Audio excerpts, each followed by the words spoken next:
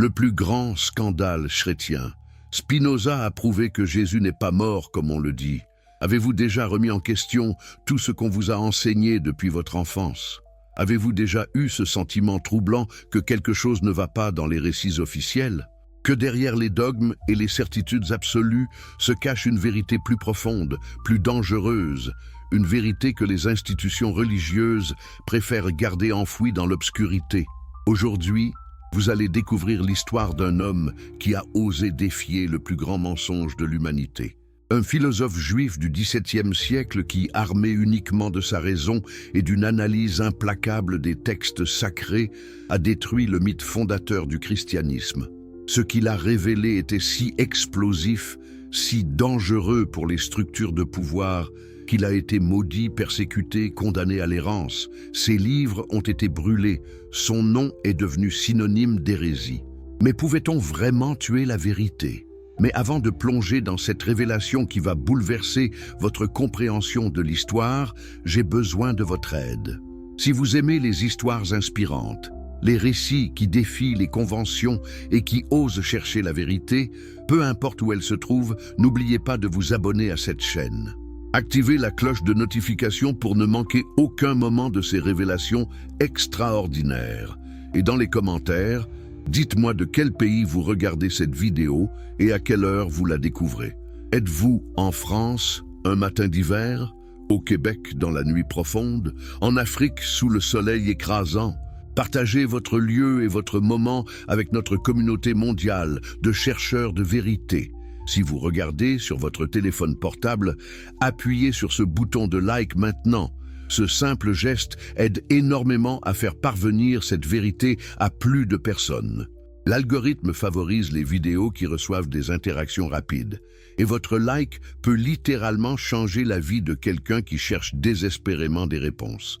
Alors, êtes-vous prêt à voir s'effondrer 2000 ans de certitude?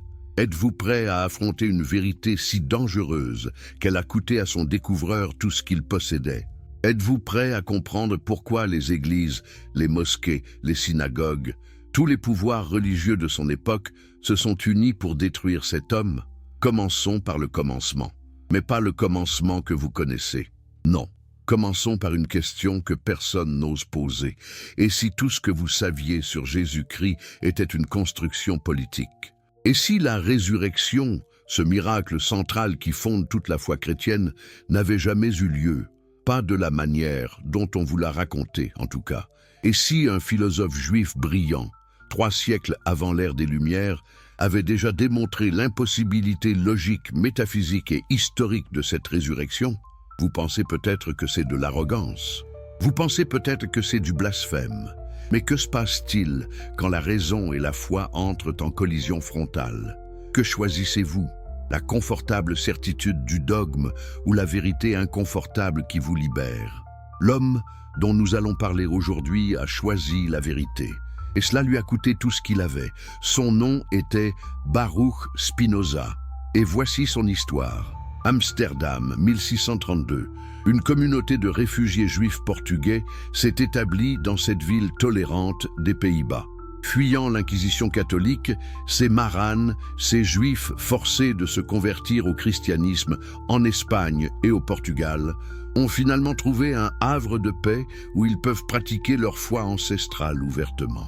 C'est dans ce contexte que naît Baruch Spinoza, fils de Michael d'Espinoza, un marchand prospère. Imaginez un instant cet enfant, brillant, curieux, doté d'une intelligence extraordinaire. Dès son plus jeune âge, on le destine à devenir rabbin. Il étudie l'hébreu, l'aramée, il plonge dans le Talmud, cette mer infinie de commentaires rabbiniques. Il lit la Torah encore et encore, mémorisant des passages entiers. Les maîtres de la communauté voient en lui un prodige, un futur leader spirituel, un défenseur de la foi. Mais quelque chose ne va pas. Quelque chose remue dans l'esprit de ce jeune homme. Avez-vous déjà lu un texte sacré et remarqué des contradictions? Avez-vous déjà osé poser des questions que personne ne veut entendre? Baruch commence à voir des failles dans les récits bibliques, des incohérences, des impossibilités logiques. Par exemple, comment Moïse a-t-il pu écrire sa propre mort dans le Deutéronome? Comment les auteurs de la Genèse décrivent-ils des événements survenus des millénaires avant qu'ils n'existent? Pourquoi Dieu, cet être suprême, parfait et immuable, semble-t-il avoir des émotions humaines, de la colère, des regrets, de la jalousie? Ces questions tourmentent le jeune Spinoza. Mais ce n'est pas seulement le judaïsme qui l'intrigue. Vivant à Amsterdam, carrefour commercial et intellectuel de l'Europe, Spinoza est exposé à une multitude de pensées. Il apprend le latin avec un ancien jésuite, Franciscus van den Enden. Il découvre la philosophie chrétienne. Il lit Thomas d'Aquin, Augustin, les pères de l'Église. Et là, une révélation l'envahit. Les chrétiens ont les mêmes problèmes que les juifs, les mêmes contradictions, les mêmes impossibilités logiques. Les évangiles ne concordent pas entre eux. Les miracles violent les lois naturelles. Les dogmes théologiques, comme la Trinité ou la transsubstantiation, définissent toute raison. Et ce n'est pas tout. Spinoza découvre les philosophes grecs anciens, Aristote, Platon, mais surtout les stoïciens. Il lit Lucrèce et son poème épicurien sur la nature des choses.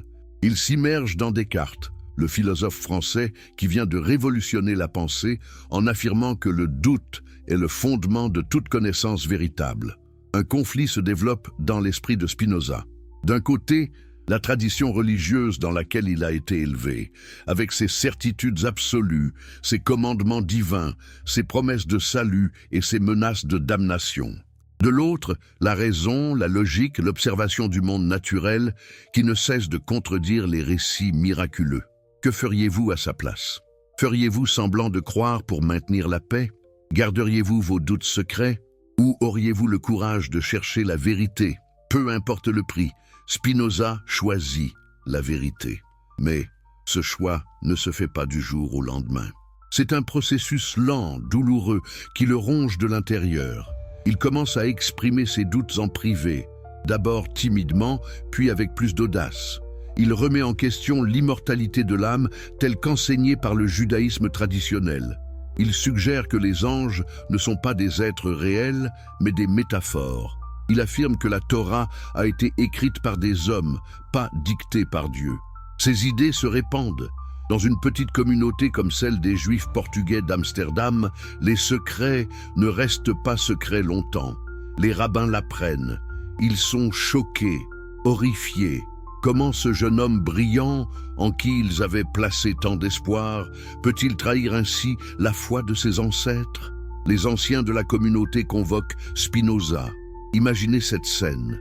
Un jeune homme de 23 ans face aux figures d'autorité les plus respectées de sa communauté. Il tente de le raisonner. Il lui offre même de l'argent, une rente annuelle s'il accepte de garder le silence sur ses doutes, de ne plus exprimer publiquement ses hérésies. Mais pouvez-vous vraiment acheter le silence de quelqu'un qui a vu la vérité? Pouvez-vous corrompre une conscience qui a choisi la raison plutôt que le confort? Spinoza refuse. Il ne peut pas vivre dans le mensonge. Il ne peut pas prétendre croire ce qu'il sait être faux. Les rabbins n'ont plus le choix. Le 27 juillet 1656, dans la synagogue portugaise d'Amsterdam, il prononce le hérem, l'excommunication la plus sévère du judaïsme. Écoutez les mots de cette malédiction. Ils sont terrifiants dans leur violence. Les anciens déclarent que Spinoza est maudit de jour et maudit de nuit, maudit quand il se couche et maudit quand il se lève, maudit quand il sort et maudit quand il rentre. Que Dieu ne lui pardonne jamais, que la colère et la fureur divine brûlent contre cet homme, que toutes les malédictions écrites dans la Torah s'abattent sur lui, que son nom soit effacé à jamais. Mais ce n'est pas tout. Le hérem interdit à tout juif de communiquer avec Spinoza. Personne ne peut lui parler, personne ne peut se tenir à moins de 4 coudées de lui, personne ne peut lire ses écrits. Personne ne peut lui offrir un toit ou de la nourriture. Il est littéralement mort civilement pour sa communauté. Comment réagiriez-vous à une telle condamnation? Imaginez perdre du jour au lendemain votre famille, vos amis, votre communauté, votre identité. Imaginez être traité comme un pestiféré, un danger mortel pour quiconque s'approche de vous. Certains hommes se seraient effondrés. Certains auraient supplié le pardon. Certains auraient renoncé à leurs idées pour retrouver leur place. Pas Spinoza. Il accepte son destin avec une sérénité stoïcienne. Il change même son nom de Baruch, qui signifie béni en hébreu, à Benedictus, sa traduction latine. C'est un acte symbolique profond. Il abandonne son identité juive sans pour autant se convertir au christianisme. Il devient un homme sans religion, ou plutôt un homme dont la religion est la vérité elle-même. Mais pourquoi cette excommunication était-elle si violente? Qu'avait dit exactement Spinoza pour mériter une telle malédiction? Les rabbins n'ont jamais précisé les charges exactes, mais nous pouvons les déduire de ses écrits ultérieurs. Spinoza avait affirmé que Dieu n'est pas un être personnel qui intervient dans le monde. Il avait suggéré que les miracles sont impossibles car ils violeraient les lois naturelles et que Dieu ne peut pas se contredire. Il avait déclaré que l'âme n'est pas immortelle au sens traditionnel. Il avait remis en question l'élection divine du peuple juif. Et surtout, il avait osé affirmer que les textes sacrés, la Torah elle-même, avaient été écrits par des hommes pour des raisons politiques et sociales, et non dictés par Dieu sur le mont Sinaï. Ces idées étaient révolutionnaires, dangereuses. Elles sapaient les fondements même de l'autorité religieuse. Si les textes sacrés ne sont pas d'origine divine, quel pouvoir ont les prêtres et les rabbins? Si les miracles sont impossibles, pourquoi obéir aux commandements basés sur des récits miraculeux? Si Dieu ne récompense pas et ne punit pas individuellement, pourquoi craindre son jugement? Vous comprenez maintenant pourquoi la communauté juive devait se débarrasser de Spinoza. Il n'était pas simplement un sceptique ou un athée. Il était quelque chose de bien plus dangereux. Il était un penseur systématique qui démolissait méthodiquement chaque pierre de l'édifice religieux avec la logique implacable d'un géomètre. Après son excommunication, Spinoza quitte Amsterdam. Il s'installe dans de petits villages près de La Haye. Il gagne sa vie en polissant des lentilles pour microscopes et télescopes. Ironie du sort, n'est-ce pas? L'homme qui cherche à clarifier la vision intellectuelle de l'humanité gagne sa vie en clarifiant littéralement la vision optique. Mais il continue à écrire, en secret d'abord. Il rédige son premier grand ouvrage, le court traité sur Dieu, l'homme et son bien-être.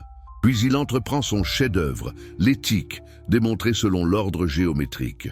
Cet ouvrage révolutionnaire présente toute une philosophie de Dieu, de la nature, de l'esprit humain et de la vie éthique, démontrée avec la rigueur mathématique d'Euclide. Imaginez l'audace, traiter Dieu comme un théorème géométrique. Démontrer l'impossibilité des miracles avec la même certitude qu'on démontre que la somme des angles d'un triangle égale 180 degrés. C'était du jamais vu, mais c'est un autre livre qui va nous intéresser particulièrement aujourd'hui. En 1670, Spinoza publie anonymement le traité théologico-politique. Ostensiblement, c'est un plaidoyer pour la liberté de penser et la séparation de l'Église et de l'État. Mais en réalité, c'est une bombe intellectuelle qui détruit systématiquement la prétention des religions révélées à détenir la vérité absolue. Dans cet ouvrage, Spinoza applique pour la première fois dans l'histoire une méthode critique rigoureuse à l'analyse de la Bible. Il examine les textes comme un scientifique examinerait un spécimen naturel. Qui les a écrits? Quand? Dans quel contexte historique et politique? Quelles étaient les motivations des auteurs? Les textes sont-ils cohérents en interne? Correspondent-ils à ce que nous savons de la nature et de l'histoire? Les résultats de cette analyse sont dévastateurs pour la religion orthodoxe. Spinoza démontre que Moïse n'a pas écrit le Pentateuque. Il prouve que les livres bibliques ont été compilés et édités par des rédacteurs humains bien après les événements qu'ils décrivent. Il expose les contradictions et les erreurs historiques. Il démontre que les prophètes n'avaient aucune connaissance scientifique supérieure. Il révèle comment les miracles ont été inventés ou exagérés pour des raisons politiques. Mais surtout, Spinoza s'attaque au cœur même de la croyance religieuse. Il pose cette question fondamentale. Les miracles sont-ils possibles ?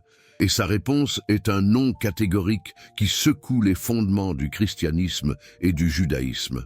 Pour comprendre l'argument de Spinoza, nous devons d'abord comprendre sa conception de Dieu. Pour Spinoza, Dieu n'est pas un vieillard barbu assis sur un trône céleste. Dieu n'est pas un être séparé de la création qui interviendrait occasionnellement dans les affaires humaines. Non, Dieu est la nature elle-même. Dieu est la totalité de ce qui existe. Dieu est l'ensemble infini des lois naturelles qui régissent l'univers. Cette équation est révolutionnaire. Dieu égale nature. En latin, Deus sive natura. C'est le panthéisme de Spinoza. Tout est Dieu et Dieu est tout. Il n'y a pas de séparation entre le créateur et la création, entre le naturel et le surnaturel. Il n'existe qu'une seule substance infinie, éternelle, qui se manifeste de deux façons que nous pouvons comprendre, comme matière et comme pensée. Maintenant, si Dieu est la nature, et si la nature opère selon des lois fixes et immuables, alors qu'est-ce qu'un miracle? Un miracle serait une violation de ces lois naturelles. Ce serait Dieu agissant contre sa propre nature. Ce serait comme dire que Dieu se contredit lui-même. Mais Dieu peut-il se contredire? Peut-il créer des lois parfaites et ensuite les violer? Si les lois naturelles sont l'expression de la nature divine, alors les suspendre reviendrait à dire que Dieu agit contre sa propre essence. C'est logiquement impossible. Pensez-y un instant. Si demain le soleil se levait à l'ouest au lieu de l'est, ce ne serait pas un miracle. Ce serait une catastrophe cosmique indiquant que les lois de la physique ont cessé de fonctionner. L'univers s'effondrerait dans le chaos. Ou plutôt, ce serait la preuve que nous ne comprenions pas correctement les lois naturelles et que quelque chose de plus complexe était à l'œuvre. Spinoza affirme que ce que les anciens appelaient miracles n'étaient que des phénomènes naturels mal compris. Un tremblement de terre, une éclipse, une guérison spontanée, tous ces événements ont des causes naturelles.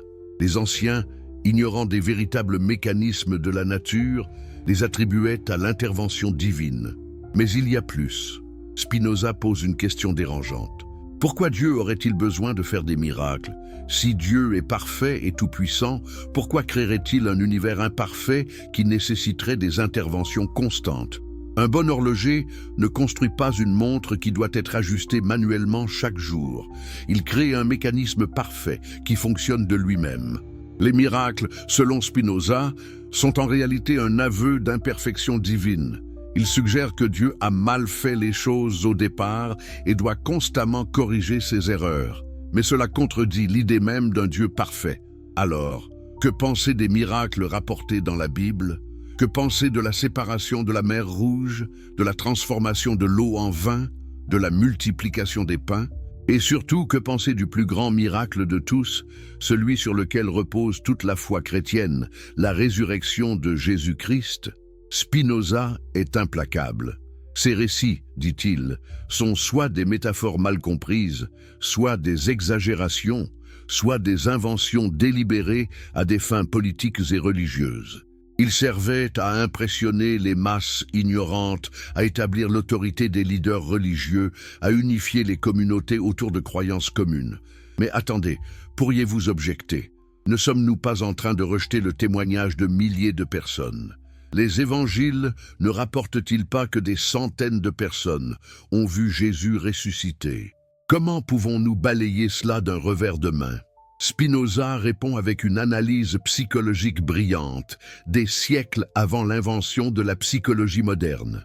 Il explique comment les expériences religieuses peuvent être comprises naturellement sans recourir au surnaturel. Premièrement, les êtres humains sont sujets aux hallucinations, particulièrement dans des états de stress émotionnel intense. Les disciples de Jésus, traumatisés par sa mort brutale, auraient facilement pu avoir des visions. Le deuil peut provoquer des expériences où le défunt semble présent, semble parler, semble toucher les vivants. C'est un phénomène psychologique bien documenté. Deuxièmement, les récits se transforment dans la transmission orale. Une histoire racontée et répétée pendant des décennies avant d'être écrite change inévitablement. Des détails sont ajoutés, embellis, dramatisés.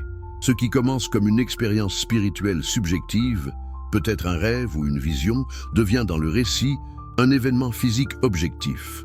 Troisièmement, et c'est crucial, les évangiles n'ont pas été écrits par des témoins oculaires impartiaux. Ils ont été écrits par des croyants passionnés qui cherchaient à convertir d'autres personnes à leur foi.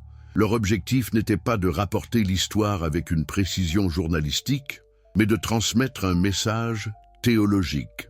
Ils avaient toutes les raisons du monde d'exagérer, d'embellir, d'inventer des détails miraculeux. Mais Spinoza va plus loin. Il examine les récits de la résurrection dans les 4 évangiles et expose leurs contradictions flagrantes. Si la résurrection était un événement historique réel, ne devrait-il pas y avoir un consensus sur les faits de base? Pourtant, les évangiles ne sont même pas d'accord sur qui a découvert le tombeau vide. Matthieu dit que c'était Marie-Madeleine et l'autre Marie. Marc ajoute Salomé. Luc mentionne plusieurs femmes. Jean dit que Marie-Madeleine était seule. Qui les femmes ont-elles rencontré au tombeau? Matthieu dit un ange, Marc dit un jeune homme, Luc dit 2 hommes. Jean dit d'abord personne, puis 2 anges. À qui Jésus est-il apparu en premier? Matthieu dit aux 2 Maries. Marc dit à Marie-Madeleine. Luc suggère Pierre. Jean dit Marie-Madeleine seule. Où Jésus est-il apparu à ses disciples? Matthieu dit en Galilée. Luc dit à Jérusalem. Jean dit les 2. Ces contradictions ne sont pas mineures. Elles concernent les événements centraux du récit. Si les évangiles ne peuvent même pas s'accorder sur ces détails fondamentaux, comment pouvons-nous leur faire confiance pour le miracle central lui-même? Spinoza conclut que ces récits ne sont pas des témoignages historiques fiables, mais des traditions théologiques différentes qui ont évolué dans diverses communautés chrétiennes primitives. Chaque communauté avait sa propre version de l'histoire, et quand ces traditions ont finalement été écrites, les contradictions sont devenues figées dans le texte. Mais l'analyse la plus dévastatrice de Spinoza concerne la nature même de la mort et de la vie. Dans sa philosophie, la mort n'est pas ce que les religions prétendent qu'elle est. La mort n'est pas la séparation d'une âme immortelle et d'un corps périssable. La mort est simplement la dissolution d'un mode particulier d'existence. Qu'est-ce que cela signifie? Pour Spinoza, tout ce qui existe est une modification de la substance divine unique. Vous, moi, une pierre, une étoile, nous sommes tous des modes, des façons particulières dont Dieu ou la nature s'expriment. Quand un mode particulier cesse d'exister, quand vous mourrez par exemple, votre configuration particulière de matière et de pensée se dissout et retourne à la substance infinie. Mais rien n'est vraiment perdu. L'énergie qui composait votre corps se transforme. Les atomes qui vous constituaient deviennent partie d'autre chose. En un sens profond, vous étiez toujours une partie de Dieu et vous le restez après la mort. La seule chose qui change, c'est la configuration particulière, l'individualité temporaire. Voilà pourquoi l'idée de résurrection physique est absurde pour Spinoza. Une fois qu'un corps se décompose, ses composants se dispersent dans la nature. Les atomes qui formaient Jésus sont devenus partie du sol, de l'air, des plantes, des animaux. Comment pourrait-on les rassembler à nouveau pour reconstituer exactement le même corps? Et même si on le pouvait, serait-ce vraiment la même personne? L'identité ne réside-t-elle pas dans la continuité de la pensée et de la mémoire, pas seulement dans la matière? De plus, qu'est-ce qu'un corps ressuscité ferait? Mangerait-il? Dormirait-il? Aurait-il des besoins corporels? Les évangiles sont confus sur ce point. Ils décrivent Jésus ressuscité mangeant du poisson, suggérant un corps physique normal. Mais ils le décrivent aussi apparaissant soudainement dans des pièces fermées, défiant les lois de la physique. Ce genre d'incohérence révèle, selon Spinoza, que les auteurs des évangiles ne savaient pas vraiment comment décrire ce qu'ils prétendaient s'être passé. Ils mélangeaient des concepts incompatibles, un corps à la fois matériel et immatériel, mortel et immortel, soumis aux lois naturelles et capable de les transcender. La véritable immortalité, affirme Spinoza, n'est pas la persistance de l'individualité après la mort. C'est la réalisation que nous sommes, avons toujours été et serons toujours une partie de l'éternelle substance divine. Notre essence, ce qui fait vraiment ce que nous sommes au niveau le plus profond, participe de l'éternité de Dieu. C'est une conception radicalement différente de l'immortalité. Elle n'offre pas le réconfort des retrouvailles avec les êtres chers au paradis. Elle ne promet pas la persistance de l'ego individuel, mais elle offre quelque chose de plus profond. La compréhension que nous n'avons jamais été vraiment séparés de Dieu, que la mort n'est qu'une transformation, pas une fin. Maintenant, appliquons cette philosophie spécifiquement au cas de Jésus. Qui était Jésus selon Spinoza? Était-il le Fils de Dieu, le Messie, le Sauveur de l'humanité? Spinoza admire profondément Jésus, mais pas comme un être divin. Il voit en Jésus un sage extraordinaire, un maître éthique, peut-être le plus grand philosophe moral que le monde ait connu. Les enseignements de Jésus sur l'amour, le pardon, la justice, la compassion sont, selon Spinoza, d'une beauté et d'une profondeur inégalées. Mais Jésus était un homme exceptionnel certes, mais un homme néanmoins. Il est né naturellement d'une mère humaine. L'histoire de la conception virginale est, pour Spinoza, une invention théologique ultérieure, semblable aux histoires de naissance miraculeuses qu'on trouve dans de nombreuses traditions religieuses pour leurs héros fondateurs. Jésus a vécu, enseigné, défié les autorités religieuses de son temps et finalement a été exécuté par les Romains comme un révolutionnaire politique. Sa mort sur la croix était réelle, douloureuse, définitive. Son corps est mort comme tout corps humain meurt. Il a été enterré et son corps s'est décomposé dans la terre. Alors, qu'est-ce qui s'est passé après? Qu'est-ce que les disciples ont vécu qui les a transformés de followers découragés en prédicateurs courageux, prêts à mourir pour leur foi? Spinoza suggère que les disciples ont eu une expérience spirituelle profonde. Dans leur deuil, dans leur méditation sur les enseignements de Jésus, ils ont réalisé que sa sagesse, son exemple, son esprit, pour ainsi dire, étaient toujours vivants en eux. Ils ont senti sa présence non pas physiquement mais spirituellement. Cette expérience intérieure intense a été interprétée comme une résurrection littérale. Pensez à combien cela est humain. Quand quelqu'un que nous aimons profondément meurt, ne sentons-nous pas parfois sa présence? Ne l'entendons-nous pas dans nos pensées? Ces paroles ne résonnent-elles pas encore dans notre esprit? Dans un certain sens, les morts vivent en nous tant que nous nous souvenons d'eux, tant que leurs enseignements et leurs exemples continuent à nous influencer. C'est exactement ce qui est arrivé avec Jésus, affirme Spinoza. Son influence était si puissante, ses enseignements si transformateurs, que ses disciples sentaient qu'il n'était pas vraiment mort. Son esprit vivait en eux. Sa sagesse les guidait encore, et cette expérience profondément réelle, mais subjective, a été transformée en récit de résurrection physique. Mais il y a une dimension plus sinistre à l'histoire de la résurrection selon Spinoza. Cette croyance n'a pas simplement émergé naturellement des expériences spirituelles des disciples, elle a été délibérément cultivée, élaborée et imposée pour des raisons politiques. Qui avait le plus à gagner de la croyance en la résurrection? Les leaders de la nouvelle religion chrétienne. Si Jésus était vraiment ressuscité d'entre les morts, cela prouvait qu'il était divin. S'il était divin, alors ses enseignements avaient une autorité absolue. Et si ces enseignements avaient une autorité absolue, alors ceux qui prétendaient être ses représentants sur terre, les apôtres et leurs successeurs, avaient un pouvoir immense. La résurrection n'était pas seulement une croyance théologique, c'était un outil politique.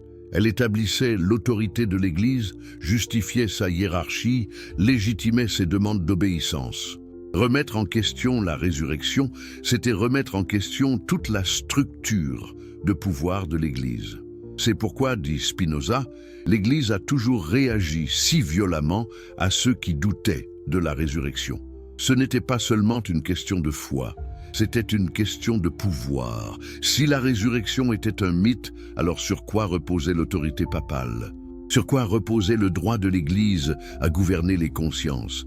Voilà la véritable hérésie de Spinoza. Il n'attaquait pas la religion par haine ou par nihilisme. Il exposait les mécanismes de pouvoir cachés derrière les dogmes religieux. Il montrait comment la superstition et la peur étaient utilisées pour contrôler les masses. Il démontrait que les prêtres et les rabbins n'étaient pas des intermédiaires nécessaires entre Dieu et l'homme, parce que Dieu était déjà présent partout dans la nature, accessible à quiconque ouvrait les yeux de la raison. Comprenez-vous maintenant pourquoi Spinoza était si dangereux, pourquoi son excommunication était si violente, pourquoi ses livres ont été interdits partout en Europe. Ce n'était pas parce qu'il était athée, c'était parce qu'il menaçait les fondements mêmes du pouvoir religieux en Occident. Et le plus inquiétant pour les autorités religieuses était que Spinoza ne pouvait pas être facilement réfuté. Il n'utilisait pas d'arguments émotionnels ou rhétoriques. Il utilisait la logique pure, la raison implacable, l'analyse textuelle rigoureuse. Ses arguments étaient construits comme des théorèmes mathématiques. Pour le réfuter, il fallait trouver une faille dans sa logique, et cette faille, personne ne pouvait la trouver. Alors, les autorités religieuses ont fait ce qu'elles font toujours quand elles ne peuvent pas gagner par l'argumentation. Elles ont attaqué l'homme lui-même. Spinoza a été dénoncé comme athée, blasphémateur, corrupteur des jeunes. Ses livres ont été brûlés, son nom est devenu synonyme du mal incarné. Mais la vérité a une qualité particulière. Elle persiste. Même supprimée, même niée, elle continue à exister, attendant d'être redécouverte. Les livres de Spinoza, malgré leur interdiction, ont circulé clandestinement. Des penseurs courageux les ont lus en secret. Et lentement, très lentement, ces idées ont commencé à transformer la pensée européenne. Au XVIIIe siècle, les philosophes des Lumières ont reconnu Spinoza comme leur précurseur. Voltaire, Diderot, d'Alembert, tous ont puisé dans sa critique de la religion révélée. Au XIXe siècle, les théologiens libéraux ont adopté ces méthodes d'analyse textuelle de la Bible. Au XXe siècle, les historiens ont confirmé la plupart de ces intuitions sur la composition des textes bibliques. Aujourd'hui, même les théologiens chrétiens sérieux admettent que la Bible a été écrite par des humains, qu'elle contient des erreurs et des contradictions, que les évangiles ne sont pas des biographies historiques au sens moderne. Mais ils maintiennent encore que d'une manière ou d'une autre, malgré tout cela, la résurrection de Jésus était réelle. Pourquoi ? Parce que sans la résurrection, le christianisme s'effondre. Paul de Tarse l'a dit lui-même dans sa première lettre aux Corinthiens. Si Christ n'est pas ressuscité, alors notre prédication est vide et votre foi est vide. Et c'est précisément le point de Spinoza. La foi chrétienne traditionnelle dépend d'un miracle qui viole les lois de la nature, qui contredit la raison, qui n'est soutenu que par des témoignages contradictoires, écrits des décennies après les faits par des partisans engagés. Est-ce vraiment une base solide pour fonder sa vie ? Spinoza propose une alternative, une religion naturelle basée sur la raison et l'éthique. Une spiritualité qui ne nécessite pas de miracles, de dogmes ou d'autorités ecclésiastiques. Une compréhension de Dieu comme la nature même, présente partout, accessible à tous. Dans cette vision, Jésus reste une figure admirable. Ses enseignements éthiques restent valables. Son exemple d'amour et de sacrifice inspire encore. Mais il n'a pas besoin d'être Dieu incarné pour cela. Il n'a pas besoin d'être ressuscité des morts. Sa grandeur réside dans sa sagesse, pas dans des miracles. Voilà le véritable scandale chrétien révélé par Spinoza. Ce n'est pas que Jésus n'était pas divin, c'est que sa divinité n'était pas nécessaire. Ce n'est pas que la résurrection n'a pas eu lieu, c'est qu'elle n'avait pas besoin d'avoir lieu pour que les enseignements de Jésus soient vrais et précieux. Le christianisme a bâti une structure théologique immense sur la fondation d'un miracle. Mais que se passe-t-il quand on retire cette fondation ? Tout s'effondre-t-il ? Ou découvre-t-on que les vraies valeurs, la vraie sagesse, peuvent se tenir par elles-mêmes sans béquille surnaturelle? C'est la question provocante que Spinoza nous laisse. Et c'est une question qui reste pertinente aujourd'hui, 3 siècles et demi après sa mort. Avons-nous le courage d'y répondre honnêtement? Si vous aimez les histoires qui défient les conventions et révèlent des vérités cachées pendant des siècles, n'oubliez pas de vous abonner à cette chaîne.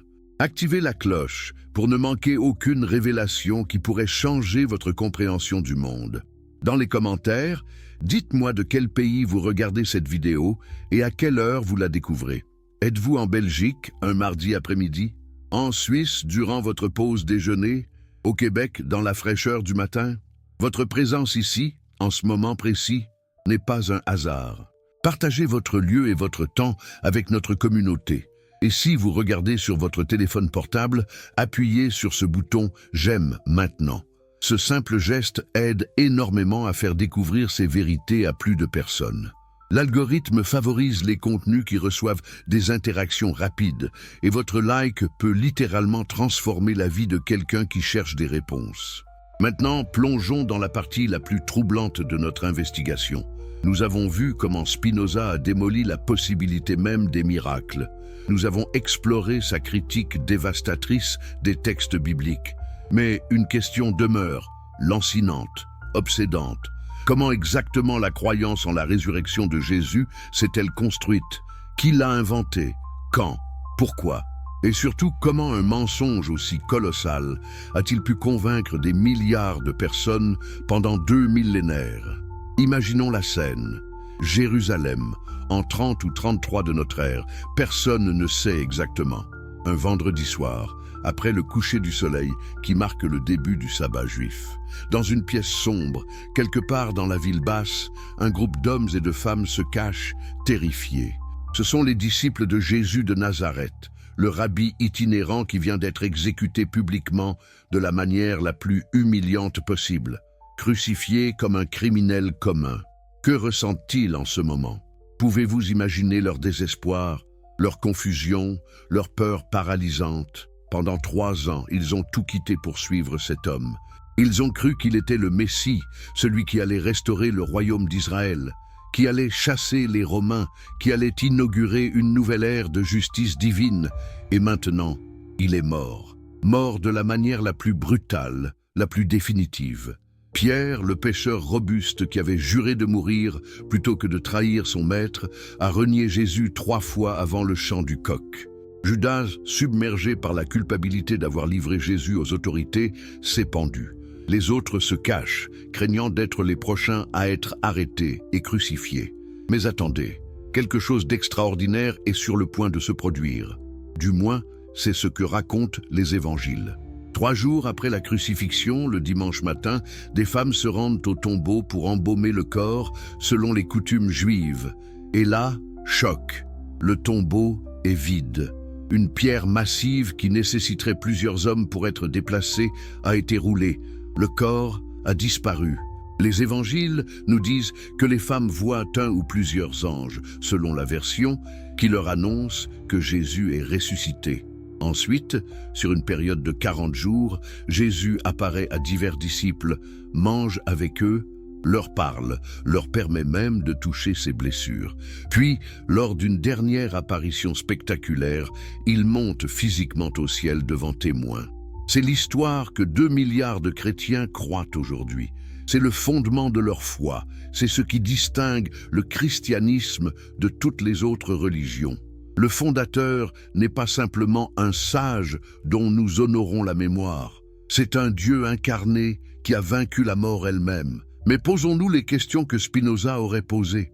Que s'est-il vraiment passé? Que peut nous dire la raison, l'analyse critique, l'examen des preuves? Commençons par un personnage crucial, souvent négligé, mais qui est en réalité l'architecte véritable du christianisme tel que nous le connaissons. Ce n'est pas Jésus, ce n'est même pas Pierre ou Jean. C'est un homme qui n'a jamais rencontré Jésus de son vivant, qui n'a jamais entendu ses sermons, qui n'a jamais marché avec lui sur les routes poussiéreuses de Galilée. Son nom était Saül de Tarse et il allait devenir Paul, l'apôtre autoproclamé. Qui était Paul? Un pharisien zélé, un persécuteur des premiers disciples de Jésus. Il les traquait, les arrêtait, assistait à leur lapidation. Puis, selon son propre récit dans les Actes des Apôtres, quelque chose d'extraordinaire s'est produit sur la route de Damas. Il a eu une vision. Une lumière aveuglante l'a terrassé. Une voix lui a parlé. « Saül, Saül, pourquoi me persécutes-tu » En un instant, le persécuteur est devenu le plus ardent défenseur. L'ennemi des chrétiens est devenu leur plus grand missionnaire. Mais remarquez quelque chose d'intéressant. Paul n'a jamais prétendu avoir vu Jésus ressuscité physiquement. Sa rencontre était une vision, une expérience mystique, quelque chose qu'il a vu dans l'esprit. Pourquoi est-ce important? Parce que Paul va écrire ses lettres avant que les évangiles ne soient rédigés. Les lettres de Paul datent des années 50 et 60. Les évangiles ne seront écrits que dans les années 70 à 100. Cela signifie que la première version écrite du christianisme que nous possédons vient d'un homme qui n'a jamais connu Jésus vivant et dont l'expérience de résurrection était purement visionnaire. Et que dit Paul sur la résurrection? Il est obsédé par elle. Pour Paul, tout le christianisme se réduit à cet événement unique. Dans sa première lettre aux Corinthiens, il déclare « Si Christ n'est pas ressuscité, alors notre prédication est vide et votre foi est vide. Nous sommes même trouvés faux témoins de Dieu. » Voyez-vous ce qui se passe ici? Paul fait de la résurrection la condition sine qua non du christianisme. Sans elle, tout s'effondre. Mais pourquoi cette insistance? Spinoza suggère une réponse troublante.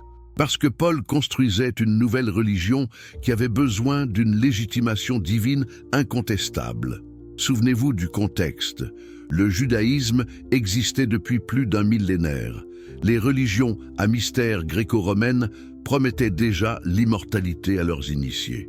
Le stoïcisme offrait une philosophie de vie cohérente. Qu'est-ce que le christianisme pouvait offrir de nouveau, de différent, de supérieur? La réponse de Paul, un Dieu qui était mort et ressuscité.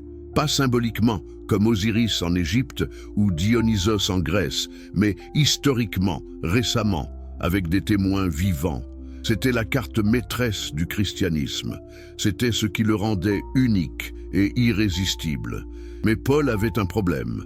Il prêchait principalement aux gentils, aux non-juifs qui n'avaient aucune connaissance de Jésus. Comment pouvait-il leur faire croire à cette résurrection? Il ne pouvait pas leur montrer Jésus ressuscité. Il ne pouvait même pas prétendre l'avoir vu physiquement lui-même. Alors, qu'a-t-il fait? Il a transformé la résurrection en un article de foi. Il a insisté que croire en la résurrection, même sans preuve, était la marque du vrai chrétien. Il a fait du doute un péché. Il a créé une théologie complexe où la résurrection de Jésus garantissait la résurrection future de tous les croyants. Si vous vouliez vaincre la mort, vous deviez croire que Jésus l'avait vaincu en premier. C'était brillant d'un point de vue rhétorique. C'était une promesse irrésistible pour des gens vivant dans un empire brutal, où la mort était omniprésente, où la vie était courte et souvent misérable. Mais était-ce vrai? Ou était-ce une construction théologique ingénieuse, basée sur l'expérience visionnaire d'un seul homme? Spinoza penche fermement vers la seconde option. Paul, affirme-t-il, n'était pas un témoin objectif rapportant des faits historiques. C'était un entrepreneur religieux construisant une nouvelle foi. Et comme tout entrepreneur, il savait qu'il avait besoin d'un produit unique, d'une proposition de valeur distinctive. La résurrection était ce produit, mais Paul ne travaillait pas seul. D'autres voix contribuaient à façonner le récit chrétien primitif.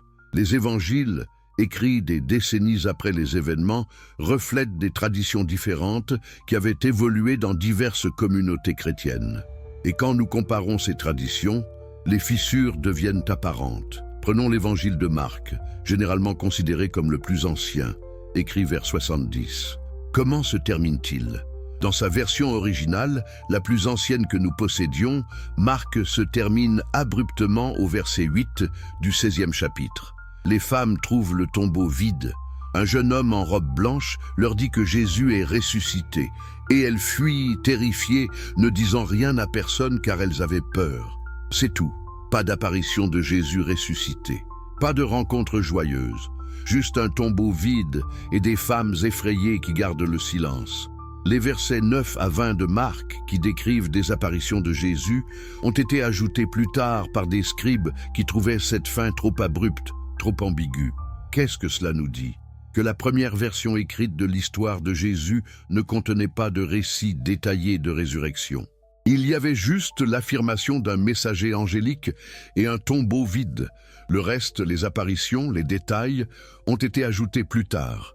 Matthieu, écrit vers 80-85, élabore l'histoire. Il ajoute des gardes romains au tombeau, un tremblement de terre, un ange qui descend du ciel et roule la pierre. Les femmes rencontrent Jésus lui-même, qui leur dit d'aller en Galilée. Là, les 11 disciples le voient sur une montagne, mais curieusement, certains doutent encore. Luc, écrit vers 80-90, place toutes les apparitions à Jérusalem et ses environs, contredisant Matthieu. Il ajoute l'histoire de la route d'Emmaüs, où Jésus marche avec 2 disciples qui ne le reconnaissent pas jusqu'à ce qu'il rompe le pain. Il décrit Jésus mangeant du poisson pour prouver qu'il n'est pas un fantôme. Et il se termine avec l'ascension à Béthanie. Jean, le plus tardif, écrit vers 90-100, présente encore une autre version. Marie-Madeleine découvre seule le tombeau vide.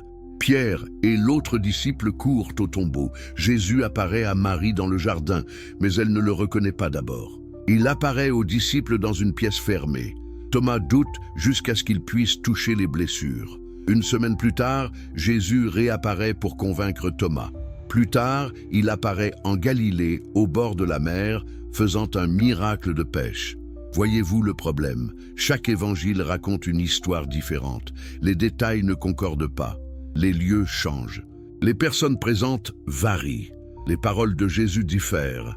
Si nous recevions 4 témoignages aussi contradictoires dans une cour de justice moderne, comment les évaluerions-nous? Spinoza dirait que ces contradictions révèlent la nature véritable de ces récits. Ce ne sont pas des rapports de témoins oculaires. Ce sont des traditions théologiques qui ont évolué oralement pendant des décennies dans différentes communautés chrétiennes, puis qui ont été mises par écrit par des auteurs ayant des agendas théologiques différents. Marc veut montrer Jésus comme le serviteur souffrant mystérieux. Matthieu veut prouver aux Juifs que Jésus est le Messie prédit. Luc écrit pour des gentils instruits, présentant Jésus comme un sauveur universel. Jean transforme Jésus en une figure cosmique, le Logos éternel fait chair. Chacun façonne son récit de résurrection pour servir sa théologie particulière. Ce ne sont pas des contradictions accidentelles dues à des défauts de mémoire, ce sont des différences théologiques intentionnelles. Mais peut-être objecteriez-vous, même si les détails diffèrent, n'y a-t-il pas un noyau historique? Quelque chose ne s'est-il pas vraiment passé qui a transformé ses disciples terrifiés en martyrs courageux? Spinoza ne nie pas qu'une expérience transformatrice a eu lieu, mais il insiste qu'elle peut être expliquée naturellement, sans recourir au surnaturel. Que pourrait-il s'être passé? Première possibilité, le deuil et les visions hallucinatoires. Le deuil, particulièrement un deuil traumatique et soudain, peut provoquer des hallucinations visuelles et auditives du défunt. Ce n'est pas rare. C'est documenté dans la littérature médicale moderne. Les personnes en deuil voient leurs proches décédés, entendent leur voix, sentent leur présence. Ces expériences sont subjectivement réelles et peuvent être extraordinairement vives. Les disciples, traumatisés par la mort brutale de leur maître bien-aimé, auraient facilement pu avoir de telles expériences. Dans leur contexte culturel et religieux, ils les auraient interprétées comme des apparitions surnaturelles, pas comme des phénomènes psychologiques. Deuxième possibilité, des expériences mystiques collectives. Dans des situations de stress émotionnel intense, particulièrement dans des groupes religieux fermés, des expériences mystiques partagées peuvent se produire. Les participants se trouvent dans un état de conscience altéré, peut-être induit par le jeûne, la prière prolongée, le manque de sommeil. Dans cet état, ils peuvent avoir des visions communes qu'ils interprètent comme des révélations divines. Pensez aux innombrables cas documentés de visions religieuses collectives à travers l'histoire. Des apparitions mariales à Fatima ou Lourdes, des expériences charismatiques dans les églises pentecôtistes, des visions de divinité dans toutes les traditions religieuses. Ces expériences sont réelles pour ceux qui les vivent, mais sont-elles des contacts avec des entités surnaturelles ou des phénomènes neurologiques et psychologiques que nous commençons seulement à comprendre? Troisième possibilité, l'élaboration progressive d'un mythe.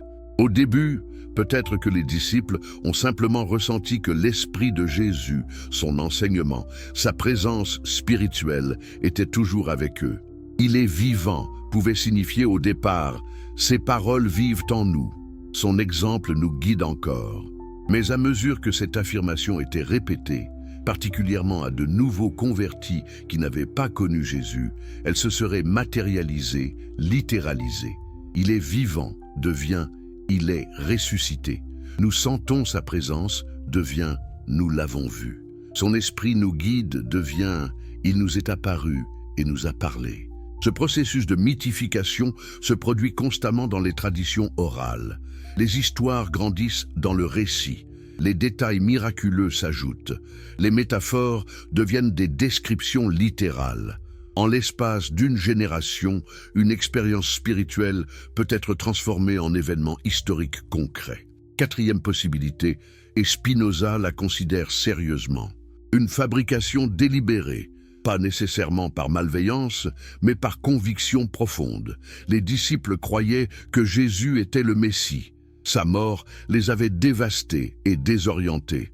Comment pouvait-il être le Messie s'il était mort?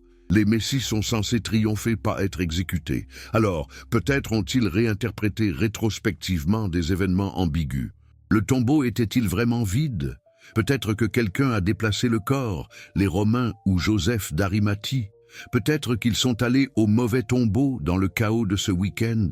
Mais pour les disciples cherchant désespérément un signe que leur foi en Jésus n'avait pas été vaine, un tombeau vide devient une preuve de résurrection. Une fois cette interprétation acceptée, tout le reste suit. Les expériences de deuil deviennent des apparitions réelles. Les rêves deviennent des visions. La conviction intérieure devient une connaissance certaine. Et bientôt, ils ne se contentent plus de croire que Jésus est ressuscité, ils affirment l'avoir vu, l'avoir touché, avoir mangé avec lui. Est-ce de la malhonnêteté? Pas nécessairement. C'est de l'auto-persuasion, un phénomène psychologique puissant. Quand nous voulons désespérément que quelque chose soit vrai, nous pouvons nous convaincre que c'est vrai et nos souvenirs se conformeront à cette croyance. Mais il y a une dimension plus cynique que Spinoza n'hésite pas à explorer. Certains leaders chrétiens primitifs auraient pu délibérément élaborer et propager le mythe de la résurrection pour des raisons de pouvoir et d'autorité. Pensez-y. Si vous êtes Pierre ou Paul ou Jacques et que vous voulez établir une nouvelle religion, vous avez besoin de légitimité. Comment l'obtenez-vous? En affirmant que vous êtes le représentant autorisé d'un être divin. Et comment prouvez-vous que Jésus était divin?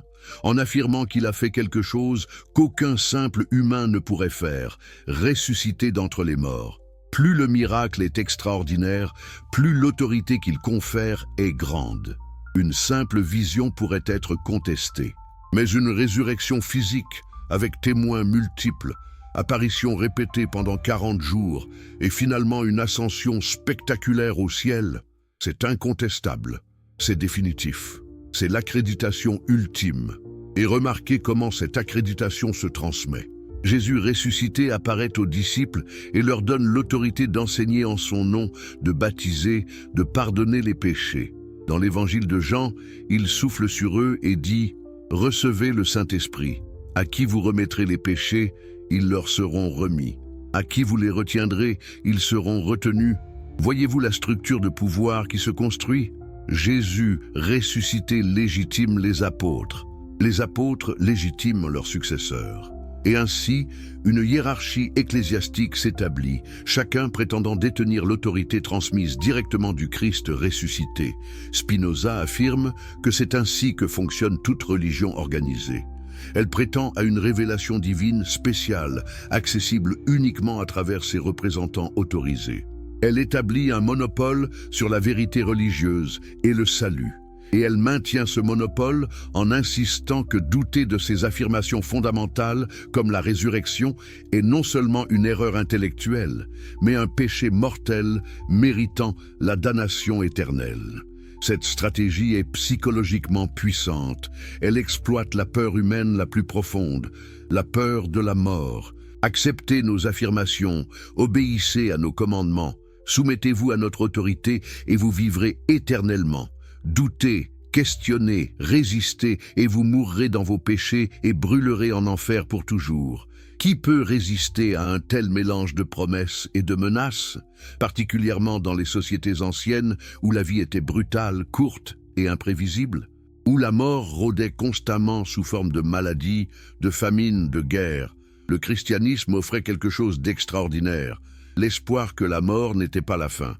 Mais cet espoir avait un prix, la soumission à l'autorité ecclésiastique et l'acceptation de doctrines qui défient la raison. Alors, résumons ce que Spinoza révèle sur la construction du mythe de la résurrection. Il commence avec la mort réelle et traumatisante de Jésus. Ses disciples, dévastés, ont des expériences de deuil qu'ils interprètent comme des apparitions surnaturelles. Ces expériences se transforment en récits oraux qui grandissent et s'élaborent avec chaque récit.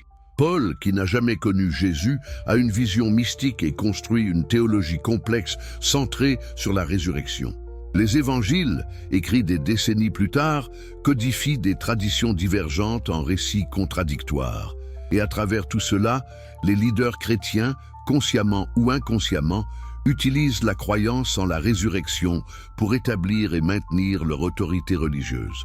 Le résultat, le plus grand mythe religieux de l'histoire humaine. Un mythe si puissant qu'il a façonné la civilisation occidentale pendant 2000 ans. Un mythe qui a inspiré des actes sublimes de charité et d'amour, mais aussi des croisades sanglantes, des inquisitions brutales et la persécution innombrable de ceux qui osaient douter. Mais où était le corps? C'est la question que les apologètes chrétiens posent toujours. Si Jésus n'est pas ressuscité, où est passé son corps? Pourquoi le tombeau était-il vide? Les disciples auraient-ils pu voler le corps? Les Romains l'auraient-ils déplacé? Joseph d'Arimathie l'aurait-il enterré ailleurs? Spinoza examine chacune de ces possibilités avec sa rigueur caractéristique. Mais d'abord, il pose une question plus fondamentale. Sommes-nous même certains qu'il y avait un tombeau vide? Tout ce que nous avons, ce sont des récits écrits des décennies après les événements par des croyants engagés. Il n'y a aucune preuve contemporaine indépendante d'un tombeau vide. Pensez-y. Jérusalem était une ville animée, particulièrement pendant la Pâque, quand elle était remplie de pèlerins. Si un homme exécuté 3 jours plus tôt était soudainement réapparu vivant, ne pensez-vous pas que cela aurait créé une sensation? Ne pensez-vous pas que les autorités romaines et juives l'auraient remarqué et documenté? Pourtant, nous n'avons aucun récit contemporain en dehors des sources chrétiennes. Aucun historien romain de l'époque ne mentionne un tombeau vide ou des apparitions de Jésus ressuscité. Aucun écrit juif contemporain ne mentionne ces événements, sauf plus tard pour les nier ou les expliquer autrement. Le premier récit non chrétien de Jésus qui nous soit parvenu vient de Flavius Joseph, écrivant vers 93-94, plus de 60 ans après la crucifixion. Et même ce passage, le fameux Testimonium Flavianum, a probablement été altéré par des scribes chrétiens ultérieurs qui ont ajouté des références à la résurrection.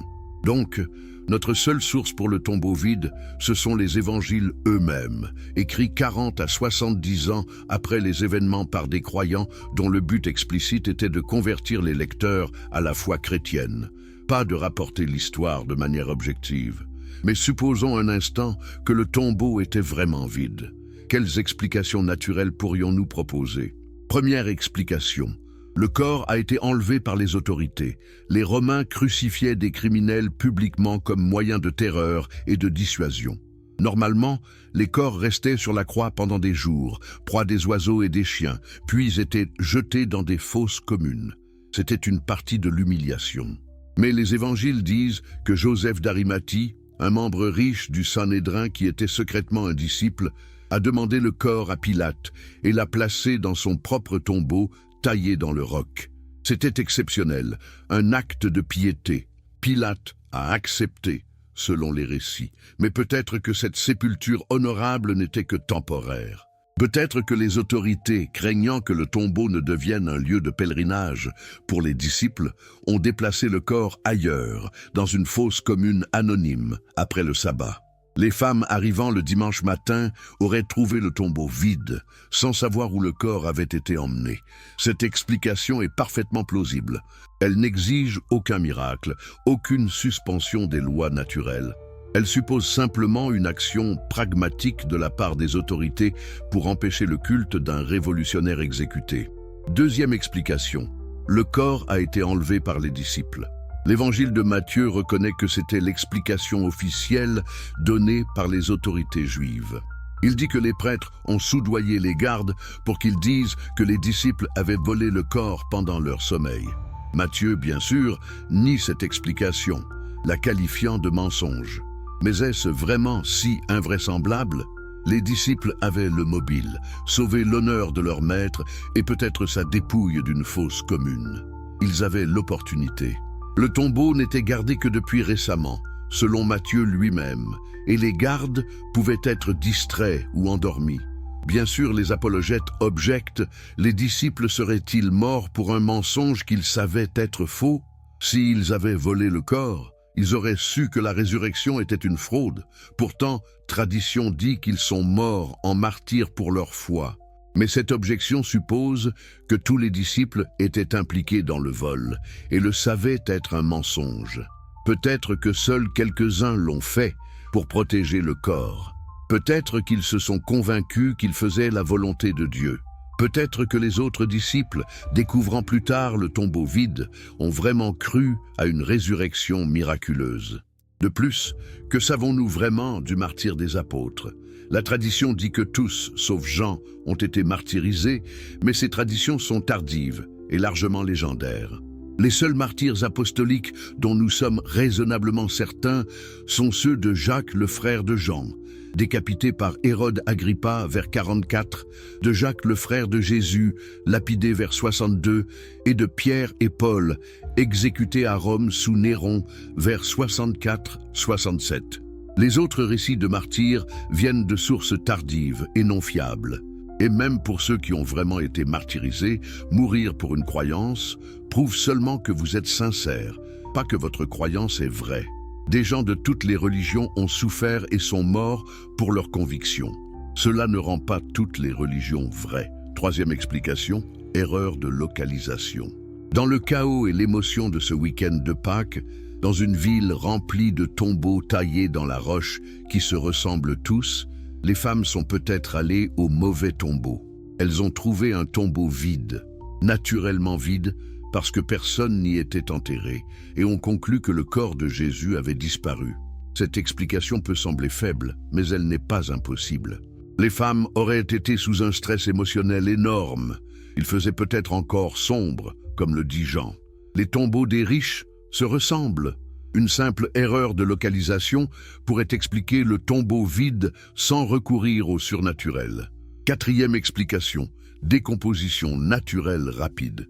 Les évangiles insistent que Jésus a été placé dans un tombeau neuf, dans un linceul avec des aromates. Mais était-ce vraiment le cas?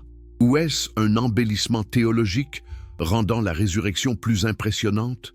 Si le corps a réellement été placé dans une fosse commune, comme c'était la norme pour les crucifiés, il se serait décomposé rapidement dans le climat chaud de Jérusalem. En quelques jours, surtout avec l'aide d'animaux charognards, le corps aurait été méconnaissable ou complètement consommé.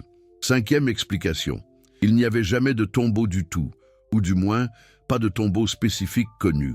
Peut-être que toute l'histoire du tombeau de Joseph d'Arimathie est une création ultérieure, conçue pour fournir un cadre narratif pour les apparitions de résurrection. Si le corps de Jésus avait vraiment été jeté dans une fosse commune anonyme, comme c'était la pratique romaine standard, alors il n'y aurait jamais eu de tombeau spécifique que les disciples pourraient vérifier ou que les opposants pourraient examiner. Cette explication est troublante pour les chrétiens, mais elle est historiquement plausible. Elle expliquerait pourquoi il n'y a aucun récit d'un culte au tombeau de Jésus dans le christianisme primitif. Elle expliquerait pourquoi personne n'a essayé de contrer les affirmations de résurrection en produisant le corps. Il n'y avait pas de corps à produire, parce que personne ne savait où il était. Chacune de ces explications est naturelle, plausible, et ne viole aucune loi de la nature. Sont-elles certaines? Non, mais doivent-elles l'être? La question n'est pas de prouver ce qui s'est exactement passé, mais de démontrer qu'il existe des explications naturelles raisonnables qui rendent inutile l'hypothèse du miracle. Spinoza applique ce qu'on appelle maintenant le rasoir d'Occam. Entre plusieurs explications, la plus simple, celle qui fait le moins d'hypothèses extraordinaires, est probablement la vraie. Qu'est-ce qui est plus simple? Qu'un cadavre en décomposition ait été réanimé miraculeusement en violation de toutes les lois de la biologie, de la chimie et de la physique, ou qu'un corps ait été déplacé, qu'une erreur ait été faite, que des expériences de deuil aient été mal interprétées et que des récits aient grandi dans le récit? La réponse semble évidente. Sauf si vous avez un engagement préalable à croire en l'impossibilité du miracle. Mais il y a quelque chose de plus profond dans l'analyse de Spinoza sur le corps de Jésus. Il ne s'intéresse pas seulement à ce qui est arrivé au cadavre physique.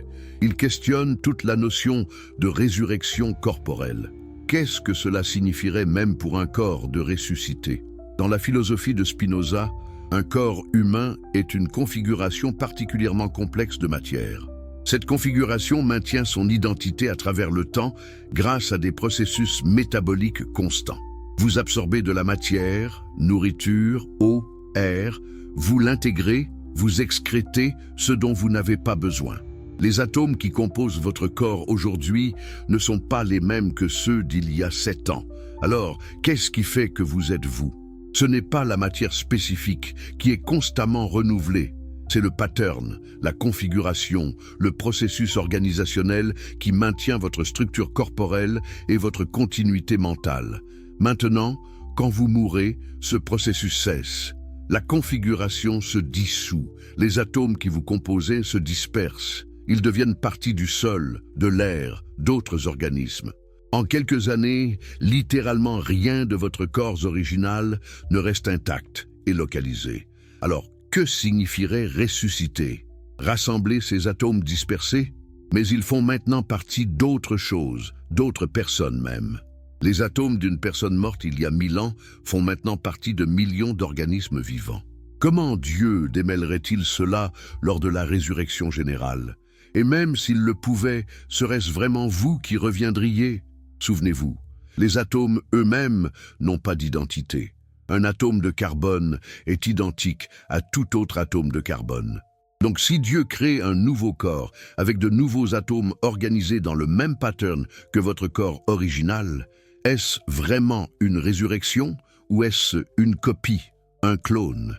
Ces questions révèlent l'absurdité conceptuelle de la résurrection corporelle littérale. Elles supposent que l'identité personnelle est liée à des particules de matière spécifiques, ce qui est manifestement faux. Elle suppose que Dieu peut et veut effectuer une réorganisation incroyablement complexe de la matière dispersée à travers l'univers. Elle suppose que le corps ressuscité sera à la fois matériel et immatériel, mortel et immortel, naturel et surnaturel, ce qui est contradictoire.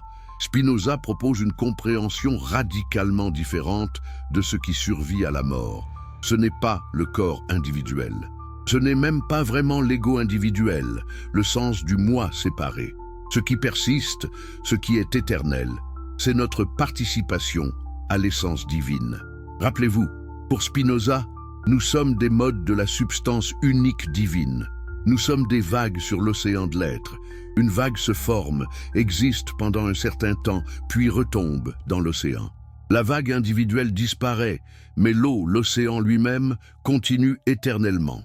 De même, votre configuration individuelle, votre corps-esprit particulier, est temporaire.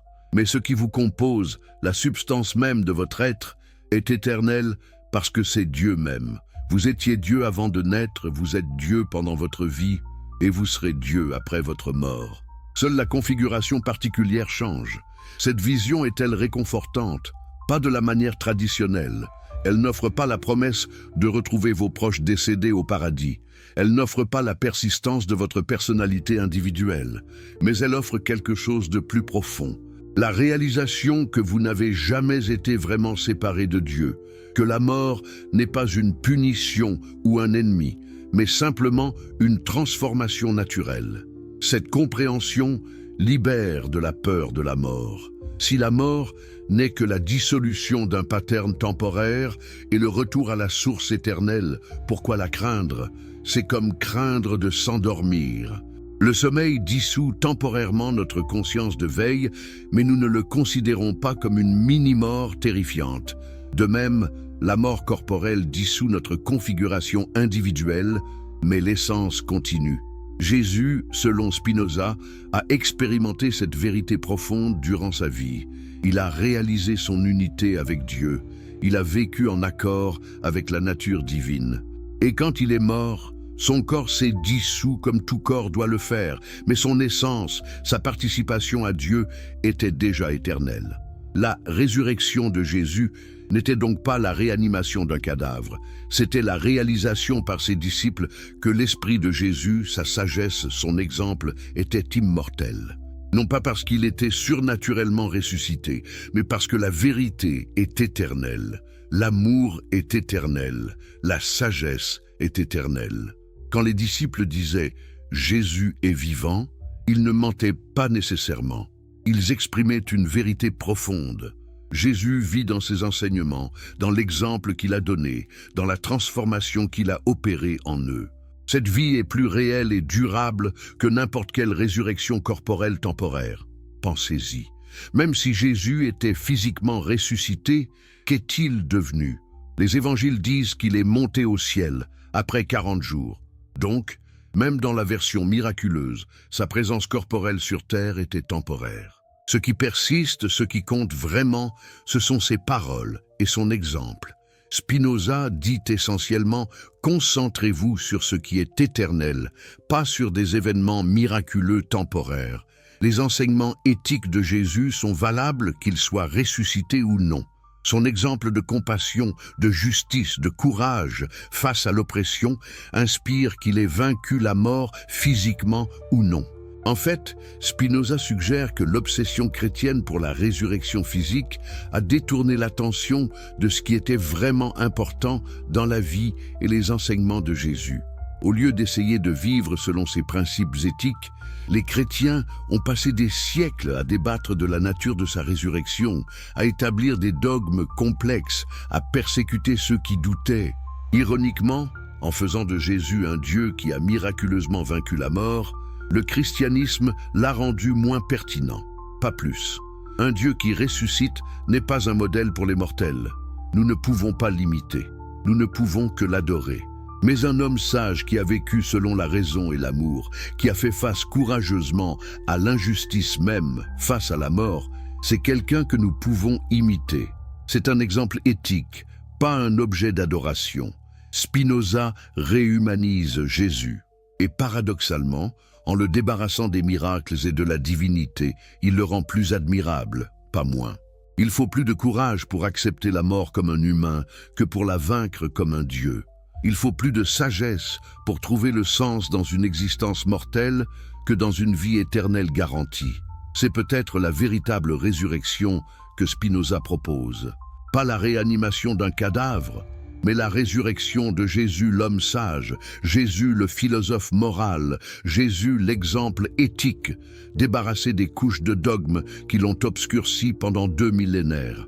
Et dans cette résurrection-là, dans cette récupération de la sagesse authentique de Jésus libéré du mythe et du surnaturel, Spinoza voit une libération. Une libération de la peur, de la superstition, de l'autorité ecclésiastique oppressive. Une libération vers une vie guidée par la raison, l'amour et la compréhension de notre place éternelle dans la nature divine. C'est un message radical.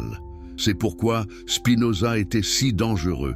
Il ne rejetait pas Jésus, il le réclamait.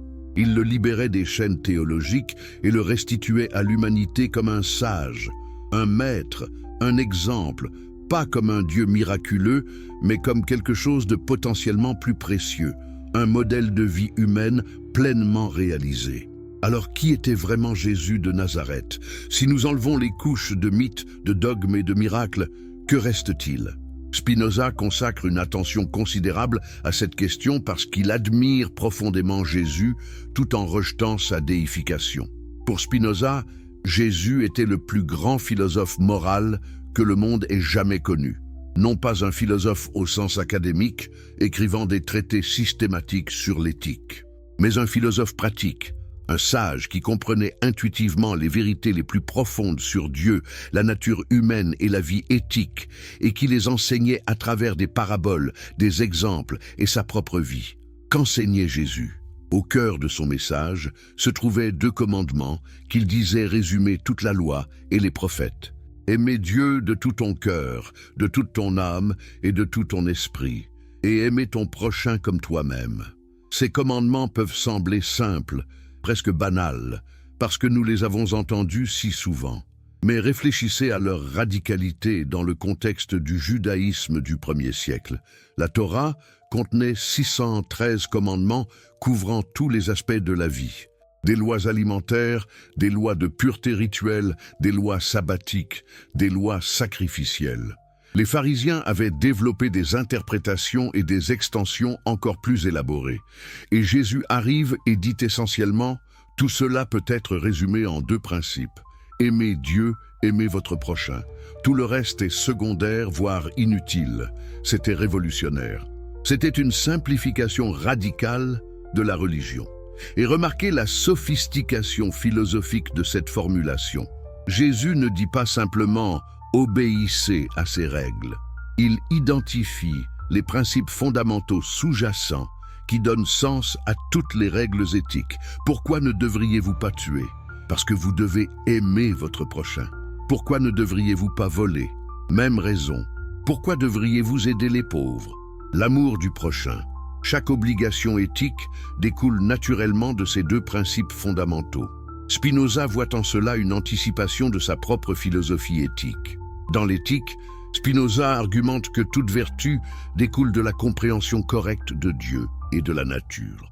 Aimer Dieu pour Spinoza signifie comprendre la nature divine rationnellement et aligner sa vie sur les lois naturelles. Aimer le prochain signifie reconnaître que nous sommes tous des modes du même Dieu, des parties de la même nature, et agir en conséquence. Jésus, selon Spinoza, avait intuitivement compris ces vérités philosophiques profondes, même s'il ne les avait pas formulées en termes techniques. Il savait que Dieu n'était pas un tyran exigeant des sacrifices d'animaux et une obéissance rituelle méticuleuse. Dieu était amour, vérité, la nature même de l'être. Et servir Dieu signifiait vivre selon l'amour et la justice, pas selon des rites extérieurs. Regardez comment Jésus traitait les lois rituelles juives. Il guérissait le jour du sabbat, scandalise en les pharisiens. Quand ils protestaient, il répondait « Le sabbat a été fait pour l'homme, et non l'homme pour le sabbat ». En d'autres termes, les règles religieuses sont censées servir le bien-être humain, pas l'inverse. Il mangeait avec les publicains et les pécheurs, violant les lois de pureté. Quand il était critiqué, il disait « Ce ne sont pas ceux qui se portent bien qui ont besoin de médecins, mais les malades. Allez, et apprenez ce que signifie « Je désire la miséricorde » et non le sacrifice. Il permettait à ses disciples d'arracher du grain le sabbat parce qu'ils avaient faim. Il touchait les lépreux, impurs selon la loi. Il parlait publiquement avec des femmes, défiant les conventions sociales. À chaque fois, il privilégiait les besoins humains et la compassion sur l'observance rituelle stricte. C'était un humanisme radical. Jésus plaçait l'humain, particulièrement l'humain souffrant, au centre de la préoccupation éthique. Les règles religieuses, qui ne servaient pas le bien-être humain, pouvaient être ignorées. Spinoza voit là une anticipation de sa propre critique de la religion rituelle. Pour Spinoza, les cérémonies et les rites n'ont aucune valeur intrinsèque. Ils peuvent être utiles pour éduquer les masses ignorantes ou créer une cohésion communautaire, mais ils ne sont pas essentiels à la vraie religion qui consiste à comprendre Dieu rationnellement et vivre éthiquement. Jésus enseignait la même chose, suggère Spinoza. Quand il disait « Dieu est esprit et ceux qui l'adorent doivent l'adorer en esprit et en vérité », il rejetait le culte extérieur et rituel en faveur d'une relation intérieure et authentique avec le divin. Mais il y a plus dans la philosophie de Jésus. Il enseignait constamment sur le royaume de Dieu ou le royaume des cieux. Qu'entendait-il par là? La plupart des Juifs de son temps attendaient un royaume messianique terrestre où un descendant de David chasserait les Romains et établirait un royaume juif puissant. Mais Jésus redéfinit radicalement ce concept. Le royaume de Dieu ne vient pas de manière à être observé, disait-il. On ne dira pas « voici, il est ici » ou « il est là », car voici, le royaume de Dieu est au-dedans de vous. Le royaume n'est pas un événement politique futur, c'est un état de conscience présent. C'est vivre selon les principes divins de justice et d'amour ici et maintenant. C'est reconnaître Dieu dans chaque moment, dans chaque personne. Spinoza trouve cela profondément philosophique. Le royaume de Dieu, c'est vivre selon la raison et l'amour, alignée avec la nature divine. C'est ce que Spinoza appelle la béatitude ou la joie suprême, l'état de celui qui comprend sa place éternelle dans Dieu et vit en harmonie avec cette compréhension. Jésus enseignait également le pardon radical. Non seulement pardonner, mais pardonner 70 fois 7 fois, c'est-à-dire sans limite. Aimez non seulement vos amis, mais vos ennemis. Priez pour ceux qui vous persécutent. Tendre l'autre joue. Marcher le 2e mile. Ces enseignements peuvent sembler naïfs ou impossibles, mais Spinoza y voit une sagesse profonde. Le cycle de vengeance et de représailles ne mène qu'à plus de souffrance. Le seul moyen de le briser est par le pardon et l'amour qui refuse de riposter. De plus, sur le plan psychologique, la haine et le ressentiment empoisonnent celui qui les ressent plus que celui qui est haï. En pardonnant, en aimant même les ennemis, vous vous libérez de ces émotions toxiques. Vous atteignez une paix intérieure que la vengeance ne peut jamais apporter. C'est une éthique stoïcienne, proche de celle de Marc Aurèle ou d'Épictète. Contrôlez ce que vous pouvez contrôler, vos propres réactions, vos propres états émotionnels, et laissez aller ce que vous ne pouvez pas contrôler, y compris le comportement des autres envers vous. Jésus enseignait aussi le détachement des possessions matérielles. Ne vous amassez pas des trésors sur la terre, où la mite et la rouille détruisent, mais amassez-vous des trésors dans le ciel. Nul ne peut servir 2 maîtres. Vous ne pouvez servir Dieu et Mammon. Considérez les lys des champs. Ils ne travaillent ni ne filent, et pourtant, Salomon dans toute sa gloire n'était pas vêtu comme l'un d'eux. Encore une fois, c'est profondément philosophique. L'attachement aux choses matérielles crée l'anxiété, l'envie, la peur de la perte. Il nous rend esclaves des circonstances externes. La vraie liberté vient du détachement, de la réalisation que les biens matériels sont transitoires et finalement sans importance. Spinoza apprécie cet enseignement, bien qu'il le formule différemment. Pour Spinoza, la joie véritable ne vient pas des plaisirs sensoriels temporaires, mais de la compréhension intellectuelle de Dieu et de notre place dans la nature. Cette joie est stable, permanente, ne dépendant pas des circonstances externes. Mais peut-être que l'enseignement le plus radical de Jésus était sur l'amour universel et l'égalité. Il déclarait que Dieu fait lever son soleil sur les méchants et sur les bons, et fait pleuvoir sur les justes et sur les injustes. Il mangeait avec les marginalisés de la société, les collecteurs d'impôts collaborateurs, les prostituées, les lépreux. Il défendait une femme adultère que la foule voulait lapider. Il louait un samaritain hérétique comme modèle de compassion. Il disait que les prostituées et les collecteurs d'impôts entraient dans le royaume de Dieu avant les prêtres respectables.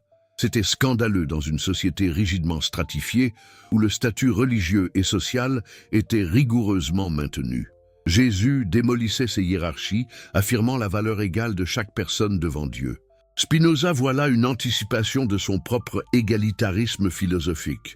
Pour Spinoza, nous sommes tous également des modes de Dieu. Il n'y a pas de hiérarchie ontologique entre les humains.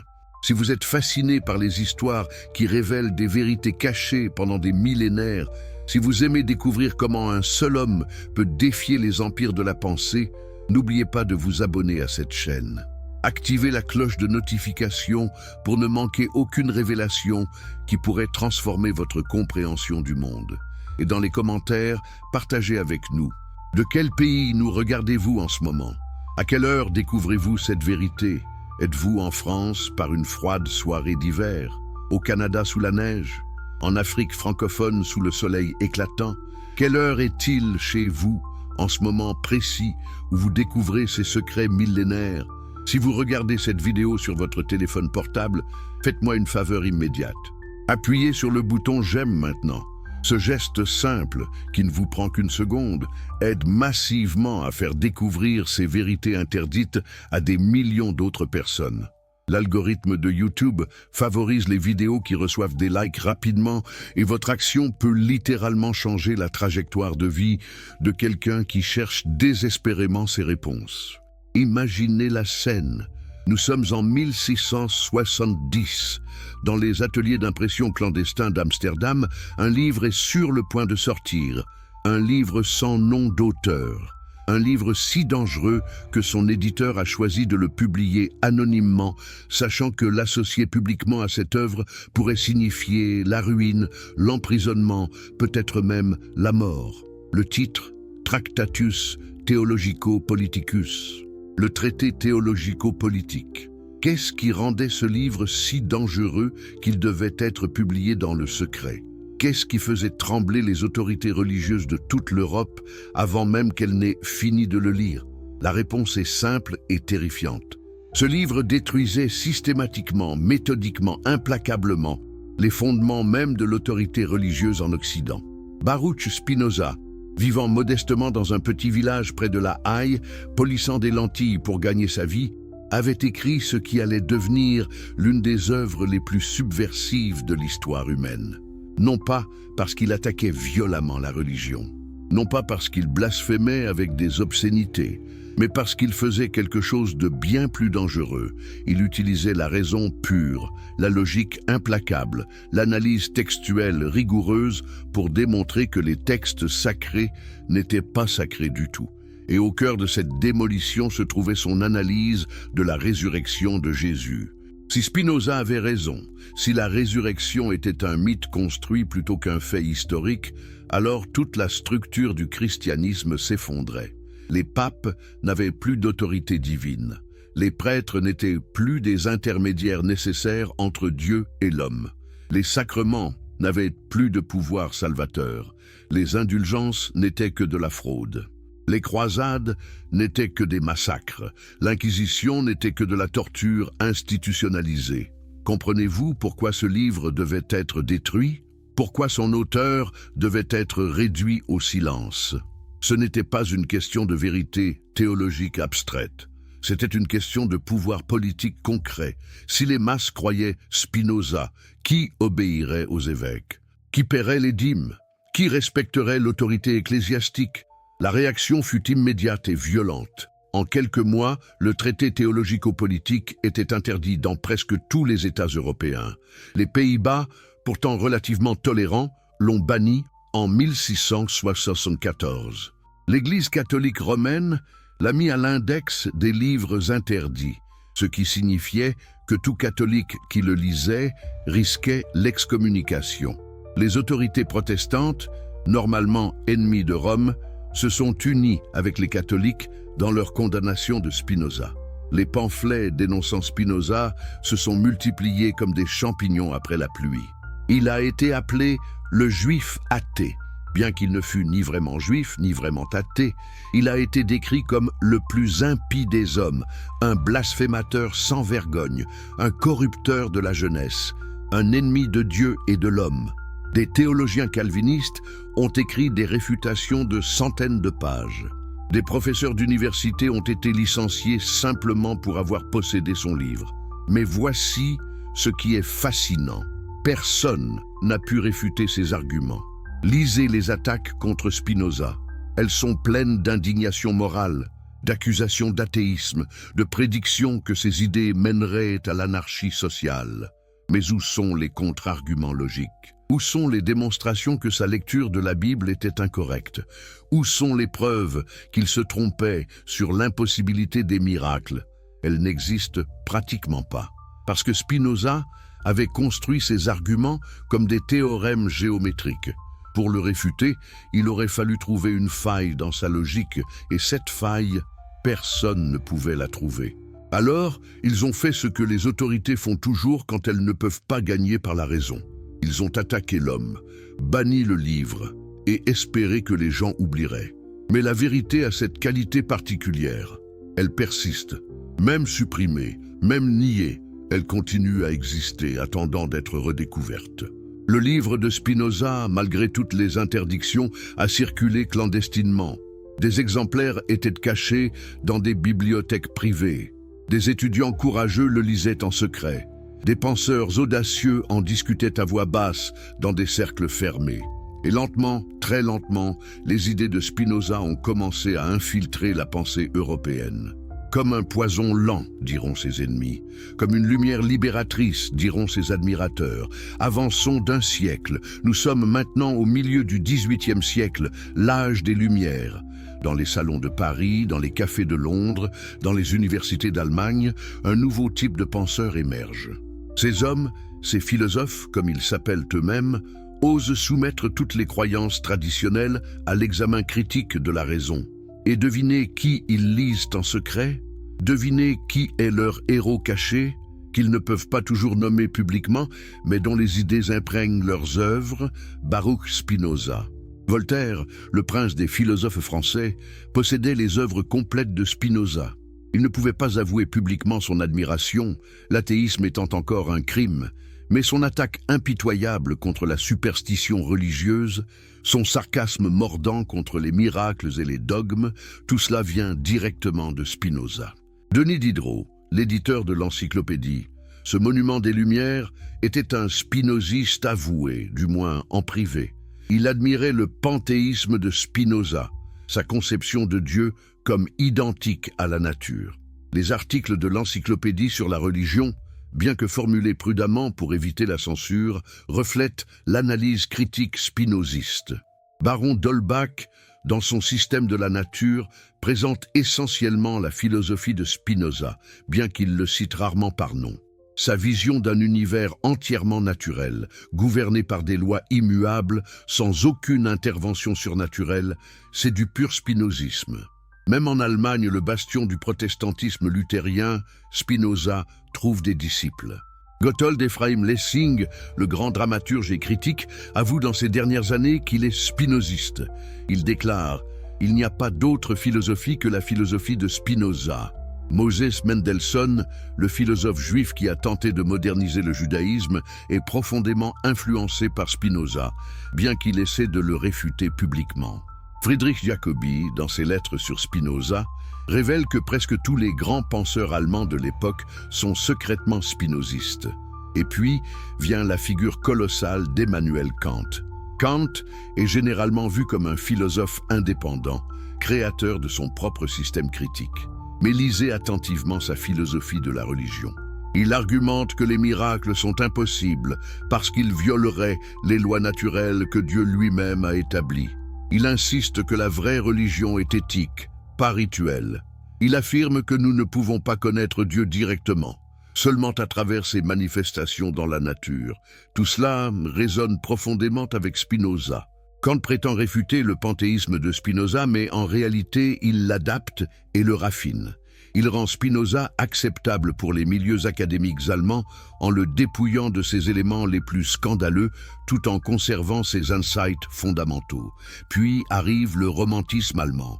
Johann Wolfgang von Goethe, le plus grand écrivain allemand, est un admirateur passionné de Spinoza. Il lit l'éthique encore et encore. Il trouve dans le panthéisme spinoziste une vision du monde qui correspond à sa propre expérience de la nature comme vivante, divine, omniprésente. Friedrich Schleiermacher, le théologien qui va révolutionner la pensée religieuse protestante, est profondément marqué par Spinoza. Sa conception de la religion comme sentiment de dépendance absolue envers l'infini, sa tentative de fonder la foi sur l'expérience intérieure plutôt que sur les dogmes, tout cela doit beaucoup à Spinoza.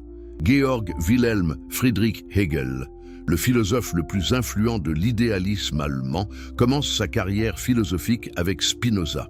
Il déclare « Soit on est spinoziste, soit on n'est pas philosophe du tout ». Il critique Spinoza pour avoir rendu Dieu trop statique, pas assez dynamique et historique, mais toute sa philosophie peut être vue comme une tentative de dynamiser le système spinoziste. Voyez-vous ce qui se passe?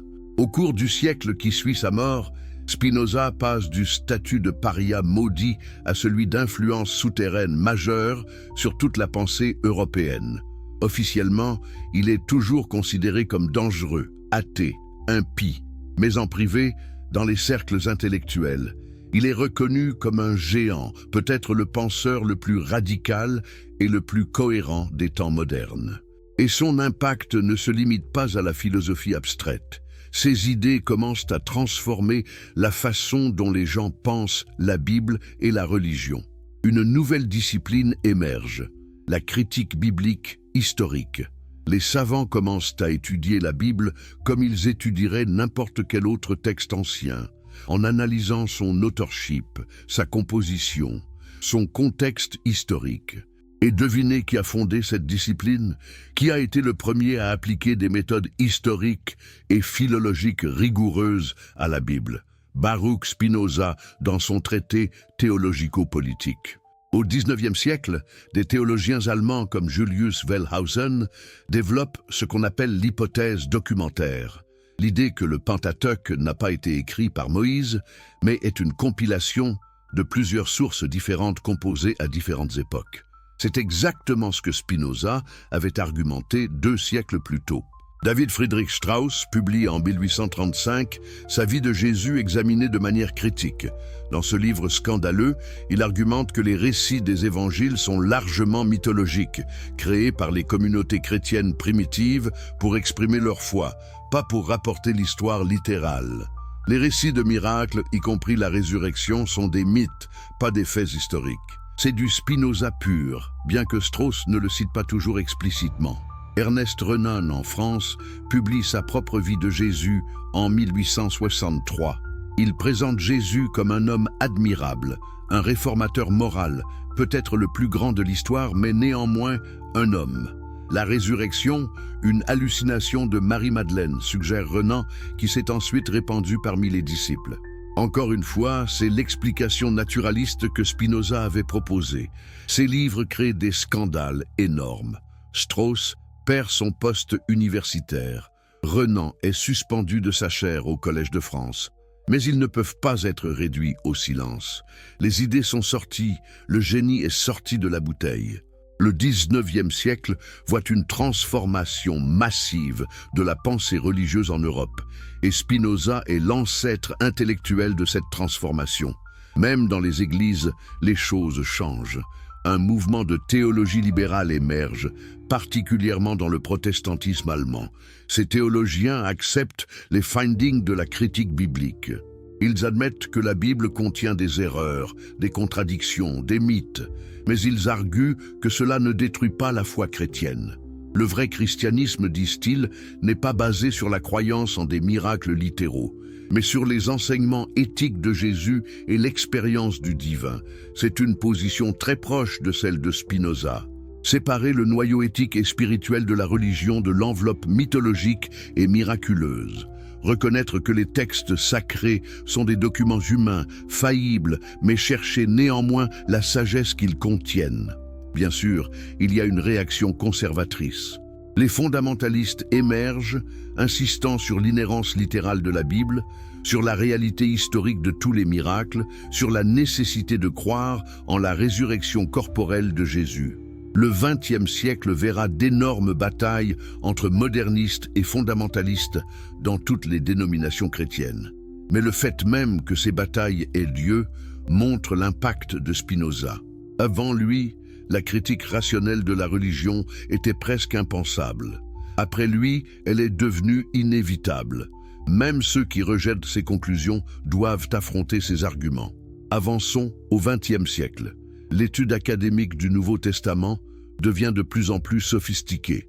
Des méthodes comme la critique des formes, la critique de la rédaction, la critique des sources sont développées. Les scolaires examinent minutieusement chaque passage des évangiles, essayant de déterminer ce qui remonte au Jésus historique et ce qui est création ultérieure de la communauté, et qu'est-ce qu'ils découvrent. Que les évangiles ne sont pas des biographies objectives, mais des documents de foi écrits pour convertir et édifier. Que les récits de miracles suivent des patterns littéraires communs dans le monde antique. Que les récits de résurrection montrent des signes d'élaboration progressive, devenant de plus en plus détaillés et miraculeux à mesure que nous allons de Marc à Jean. Des scolaires comme Rudolf Bultmann arguent qu'il faut démythologiser le Nouveau Testament, séparer le message existentiel de Jésus de son emballage mythologique. John Dominic Crossan et le Jésus Séminaire examinent chaque parole attribuée à Jésus pour déterminer son authenticité. Marcus Borg présente Jésus comme un sage juif mystique, pas comme un être surnaturel. Tous ces scolaires modernes sont des héritiers de Spinoza, qu'ils le reconnaissent ou non. Ils font exactement ce qu'il a fait, Appliquer la raison critique aux textes sacrés, chercher des explications naturelles plutôt que surnaturelles, séparer l'histoire de la théologie. Aujourd'hui, dans les séminaires universitaires sérieux, même les séminaires catholiques et protestants, on enseigne la critique biblique. On enseigne que Moïse n'a pas écrit le Pentateuque. On enseigne que les évangiles n'ont pas été écrits par des témoins oculaires. On enseigne que les récits de miracles doivent être interprétés symboliquement ou mythologiquement, pas littéralement. Mais dans les églises, que prêche-t-on encore le dimanche? Les histoires traditionnelles, la naissance virginale, les miracles, la résurrection corporelle, l'ascension au ciel, comme si la critique biblique n'existait pas, comme si Spinoza n'avait jamais écrit. Pourquoi ce fossé entre l'académie et l'Église? Pourquoi ce que les théologiens apprennent au séminaire n'est-il pas enseigné aux fidèles dans les bancs? La réponse est inconfortable mais évidente. Parce que les leaders religieux savent que si les masses ordinaires comprenaient vraiment ce que les scolaires ont découvert, beaucoup perdraient leur foi. Ou du moins, leur foi se transformerait radicalement d'une religion basée sur l'autorité et le miracle à une spiritualité basée sur l'éthique et l'expérience. Et cette transformation menacerait les institutions religieuses. Si vous n'avez pas besoin de prêtres pour intercéder avec Dieu, pourquoi avoir des prêtres? Si la Bible n'est pas infaillible, pourquoi obéir à ses commandements? Si la résurrection de Jésus est un mythe, qu'est-ce qui rend le christianisme unique ou supérieur aux autres religions? Voilà pourquoi Spinoza reste dangereux aujourd'hui, 350 ans après sa mort. Non pas parce que ses arguments ont été réfutés. Ils n'ont pas été réfutés. Ils ont été confirmés par des siècles de recherche ultérieures. Mais parce qu'ils menacent toujours les structures de pouvoir religieux. Faites un test. Allez voir votre prêtre ou votre pasteur. Demandez-lui, croyez-vous vraiment que Jésus est ressuscité corporellement, que son cadavre physique a été réanimé et est sorti du tombeau? Regardez comment il répond. S'il est honnête et bien formé, il dira peut-être quelque chose comme « La résurrection n'est pas un fait historique vérifiable, mais une vérité de foi. » Ou « La résurrection signifie que l'Esprit de Christ continue à vivre dans l'Église. » Ce sont des reformulations sophistiquées, des façons d'affirmer la résurrection sans vraiment la croire littéralement, des compromis entre la foi traditionnelle et la raison moderne. Spinoza aurait souri à cette gymnastique intellectuelle, mais dans les églises évangéliques, les églises catholiques conservatrices, les églises orthodoxes, on n'admet aucun compromis. La résurrection physique est un fait historique, point final. Douter de cela, c'est perdre son salut, et voyez les conséquences. Dans les sociétés où le fondamentalisme religieux est fort, la pensée critique est étouffée, la science est suspecte, l'évolution est niée. L'histoire est réécrite pour conformer au récit biblique. C'est un retour à l'obscurantisme, à la pensée prémoderne que Spinoza avait combattue. Dans beaucoup de pays musulmans aujourd'hui, remettre en question les miracles du Coran, y compris le voyage nocturne de Mahomet ou son ascension au ciel, peut vous coûter la vie. L'apostasie est punie de mort. La critique religieuse est interdite. C'est exactement la situation contre laquelle Spinoza luttait dans l'Europe du XVIIe siècle.